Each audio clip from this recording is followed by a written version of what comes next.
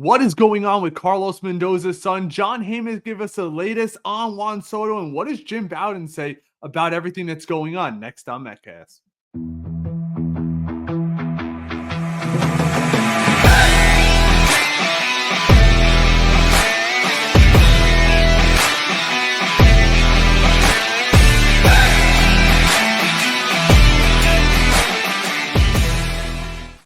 Welcome back to MetCast, friends. As always, I am Ray, and I'm here to bring you the latest and all the Mets content. What's going on with Juan Soto, the John Heyman update, Jim Bowden, and what the hell is going on with Carlos Mendoza's son. If you like our content, please like and subscribe. Give us a follow over at X at MetCastPod on all platforms. But let's get right into it.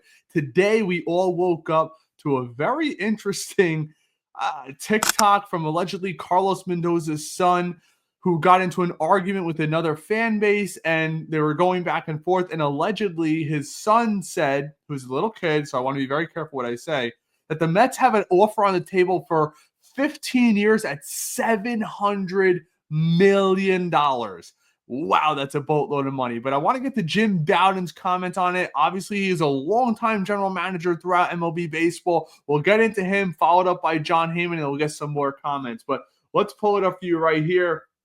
Here are Jim Bowden's comments in regard to that. Well, my first reaction is if in fact it were true, which I'm not saying it is true, if they offered 15 years, 700 million, they're getting the player. I'm not too sure. He says that, but John Heyman's going to have some really interesting comments coming up later in this segment where I'm not totally sold on what Jim just said. Don't see any other team that's going to offer 700. And by the way, if they offer 700, it's going to be north of that, because Mr. Boris is going to want to beat Ohtani's listed at 700, so it'll be 701.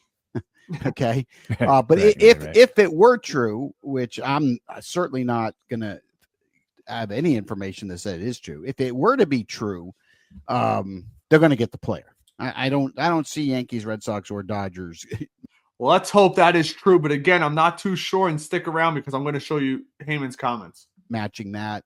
I just don't. So, and look, when you have that much money, if you want to share it with Juan Soto and give it to him, you can, right? I mean, he's gonna be able to give you 8 to 10 years, and then you're going to eat the final 5.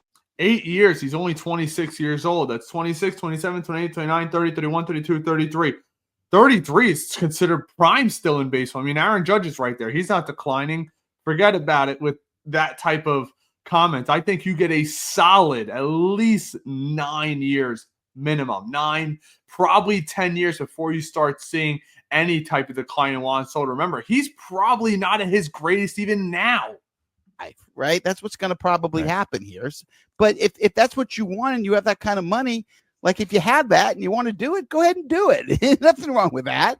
If you have the money and you can afford to do it, do it. Now, here's the question I have to you, Duke. I know you have a son. I have 5 sons. And the one thing that I know, I was a GM for 16 and a half years. And during those 16 and a half years, I would never share that type. All right. He pretty much goes on to say that he would never share that type of content in regard to his children. That's what he says. I mean, he's probably, I agree with him on that perspective. But what he's saying is if the Mets are at 7 for 15, I mean, think about how much deferral money's in there. That's what's going to determine the real true value of this contract. Is he going to get $50+ million a year? I highly doubt it. You might see a large signing bonus up front, maybe some deferrals 10 years out. Could Cohen potentially go $700 million with $150 million deferred over 15 years after the contract, which pays him about $10 million a year, so it doesn't absolutely cripple the Mets going forward? Because remember, Mets fans, the Cohen tax has gone up about $2 to $3 million every single year. 21 it went up 2, 22 it went up 3, I believe, and 24 it's going up another 2. So by the time that keeps creeping, by the time we get to that, 10 million is going to be really nothing. I mean, you see guys like Frankie Montas, who we'll get into later on in this segment, who's getting $17 million a year coming off almost a 5 ERA. Guys like Severino getting 3 years, $67 million, about $22.5 to $23 million a year for having an okay year with the New York Mets, 3.91 ERA. He's been injured a lot of his career in the A's. A lot of the people in the market say that he overpaid for that, but only time will tell in regard to that. I want to get into John Heyman's comments because it's really interesting. It kind of piggybacks off of what Jim Bowden was just saying there. Actually kind of contradicts it a little bit. Let's give it a listen.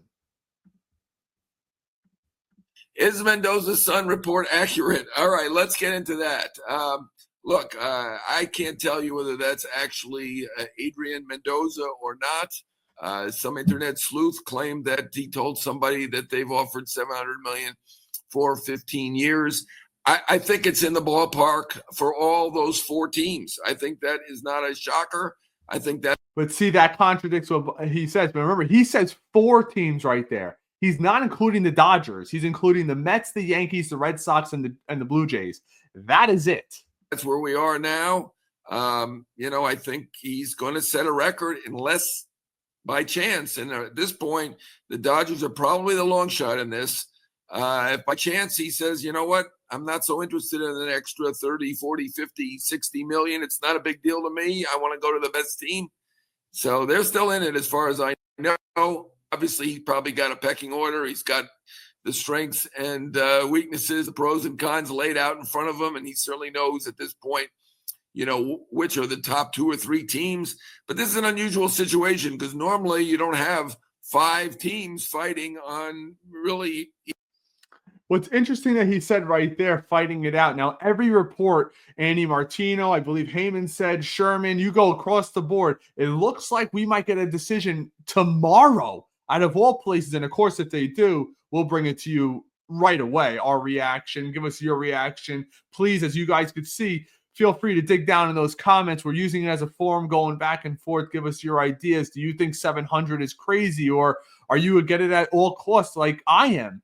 I mean, he is an iconic player. He is somebody that changes the destination for your team. He is a type of player where you have him next year in right field. You have Lindor.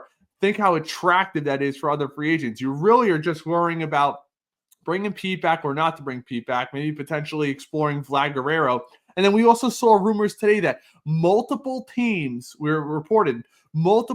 are interested in Brett Beatty and have made the call. A lot of them are buy low. Former Mets GM Zach, forgot his last name, on X was tweeting that it's buy low season. They're going to get a bunch of fugazi calls in regard to Brett Beatty. But Brett Beatty just doesn't simply have a position on this team, especially if the Mets bring back Pete Alonso. They have Acuna Williams at second base. Beatty's not going to play left field. That's where Nimmo is. Soto would be locked in at right field. So this is where David Stearns could absolutely capitalize on the capital the Mets have in the farm system. And Beatty is still widely regarded as a very good prospect in the Mets farm system. So I want to get to another thing. Anthony DiComo spoke about this or tweeted about this in regard to the Frankie Montas. Here it is for you. Before signing with the Mets, Frankie Montas said he spoke to Sean Manaea and Luis Severino about the experience would be like. Both had the kind words. Manaea, one of my best friends, Montas said. I'm going to get into a couple more comments.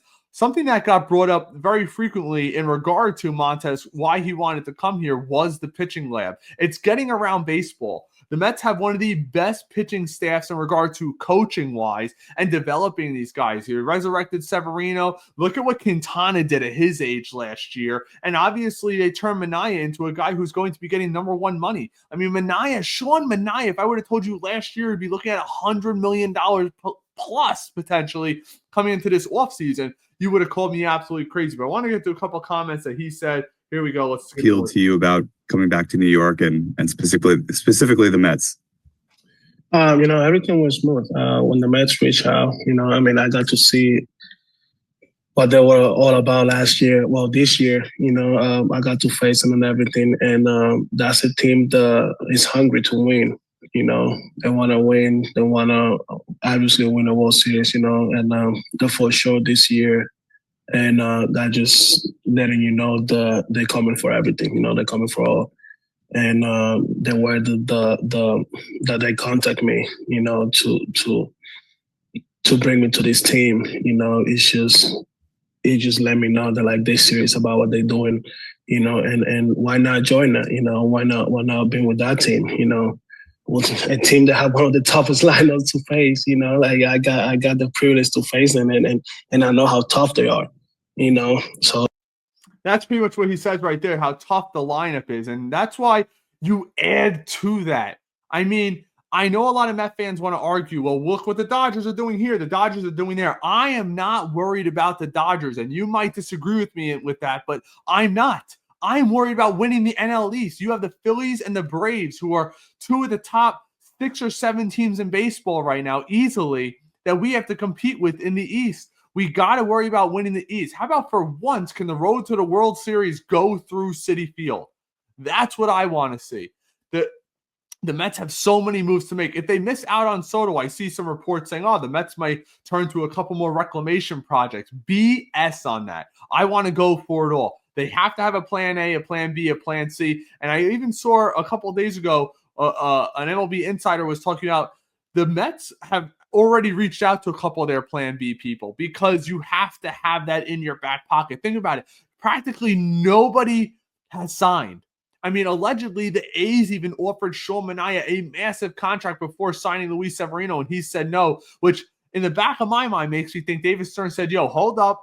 Let us deal with this Juan Soto situation, and we'll take care of you. It is so imperative to bring him back. You saw that Shane Bieber got taken off the market. 1 year, about $10 million to go back to Cleveland. Some of these pitchers are getting plucked off the market. It's going to be slim pickings, and David Stearns might have to really explore the trade market, which kind of makes me a little nervous, because I don't want reclamation projects. We are here to win now and in the next 10 years. We have a top-flight farm system. You have guys coming up. You have guys like Brandon Sproul coming up. They need to add legitimate ace to this staff. I keep saying that time and time again. I don't want to – Sean Manaea is a very nice piece to bring in. He should slide in right at your number 3, right behind Kodai Senga, right in front of Montas and Peterson. But they need to bring in a legitimate ace, whether it's Crochet, Burns, you want to talk Max Fried, who's already met with the Yankees and has a meeting scheduled to meet with him a second time.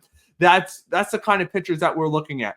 Nothing. I don't want anybody to panic. You're going to hear all these players meeting with XYZ team. The facts are very little of them are signing unless they're getting blown away. Like Frankie Montas was probably blown away by a $17.5 million deal. Let's be honest. Give me your comments. What do you guys think down below? Do you think Heyman's right? Do you think it's going to happen tomorrow? I'll be interacting with you guys throughout the night and tomorrow. If anything breaks, I'll be sure to give it to you. Please like and subscribe. Feel free to share it with any of your Mets friends, and give us a follow over on X. And until next time, I appreciate you guys hanging around. Take care.